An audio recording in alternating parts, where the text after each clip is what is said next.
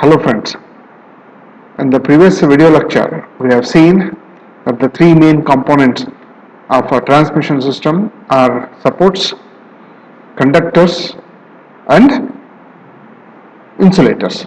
Out of these we have discussed about supports, different types of supports.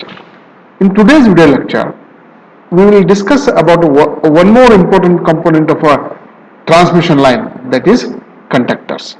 Okay, let us see that. We know that there are many types of conductors, right? And every conductor should have its own characteristics, right? That we will see today. Okay, see here.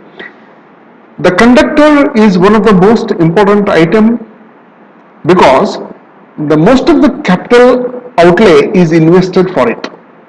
Therefore, proper choice of material and size of the conductor is very important. The conductor material used for the transmission and distribution of electrical power should have these characteristics or properties. First one, high electrical conductivity. It should have a high tensile strength in order to withstand the mechanical stress. Okay, what is this tensile strength? It is a maximum stress that the conductor can withstand while it is being stretched before it is being broken. That is called as tensile strength. And the cost should be low so that it can be used for long distances. And then low specific gravity so that weight per unit volume is small. If the weight is large, then there will be more sag. If there is a more sag, then the strength of the line support should be more mechanically strong. The cost will increase. Therefore, the conductor material should have all these properties. Okay. But what will happen? All these mentioned requirements are not found in a single material. Therefore, while selecting a conductor material for a particular case, for a particular application, a compromise has to be made between what? Between the cost and the required electrical and mechanical properties. The most commonly used conductor materials for overhead transmission lines are copper, aluminium, steel cored aluminium, galvanized steel and cadmium copper. And we all know the copper is the best conductor which has a high conductivity. But that is not the only criteria to choose your conductor material. Okay, the weight should be less, cost should be less. Okay, the choice of a particular material will depend upon the cost and the required electrical and mechanical properties and the local conditions also. Okay, so let us see one by one. The first one is copper. Copper is an ideal material for overhead transmission lines, because it has a highest conductivity and it has a great tensile strength. It is always used in a hard drawn form as stranded conductor. Stranded means it is twisted, right? It will be having more number of. It's not a single conductor. It's a bundle of more conductors. Okay, that is a stranded conductor. Although hard drawing decreases the electrical conductivity slightly, but it increases the tensile strength considerably. Copper has high current density. That is, the current carrying capacity of copper per unit of cross-sectional area is quite large. This leads to two advantages. One is smaller cross-sectional area for the conductor, which is required. Okay, and secondly, the area offered by the conductor to wind loads is reduced. Moreover, this metal is quite homogeneous, durable and has high scrap value. There is hardly any doubt that copper is an ideal material for the transmission and distribution of electrical power. But due to its higher cost and non-availability, it is rarely used nowadays. So, what is the trend now? Using aluminium in place of copper. Okay. Let us see now what we'll see in the copper. What we have seen in the copper. Now, what is there in aluminium? Okay. Aluminium has about 60% of the conductivity as that of your copper. Only 60% of the conductivity.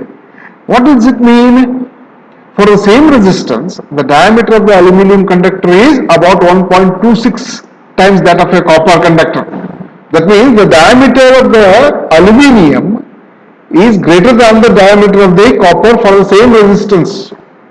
However, an aluminium conductor has almost half the weight of equivalent copper conductor. This is important also.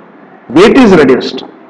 Also, the tensile strength of the aluminium is less than that of a copper. This is a disadvantage. Tensile strength is less, but we have some other means to improve the tensile strength of aluminium.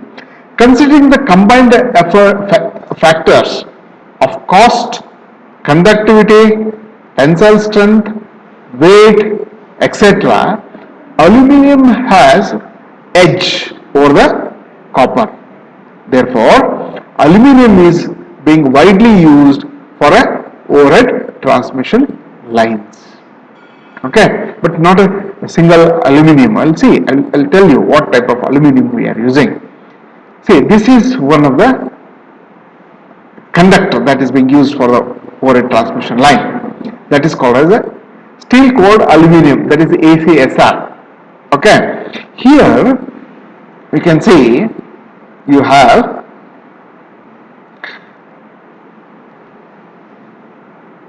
this is steel, these are the steels. Okay, then you have what you have you have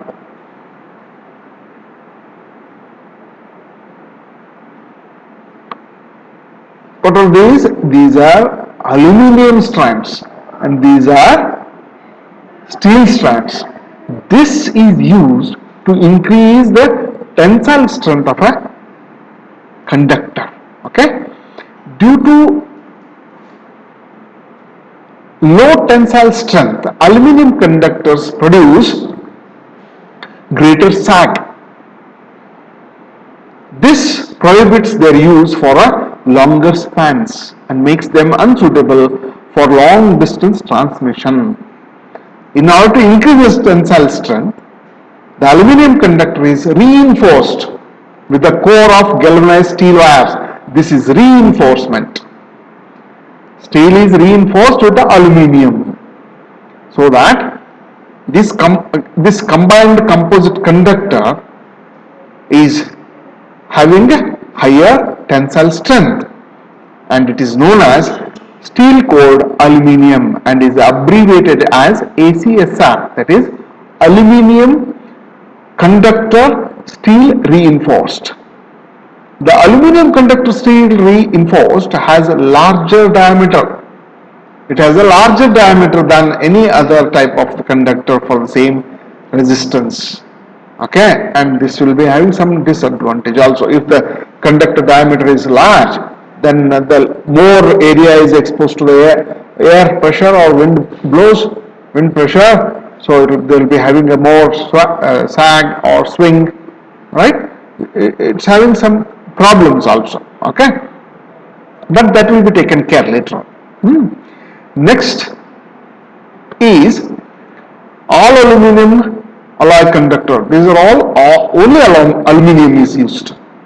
Okay, the superior aluminum alloys with higher tensile strength combined with high conductivity have been developed during 1980s. All the strands in the conductor are highly conductivity aluminum alloy. The entire cross section carries current and the material is used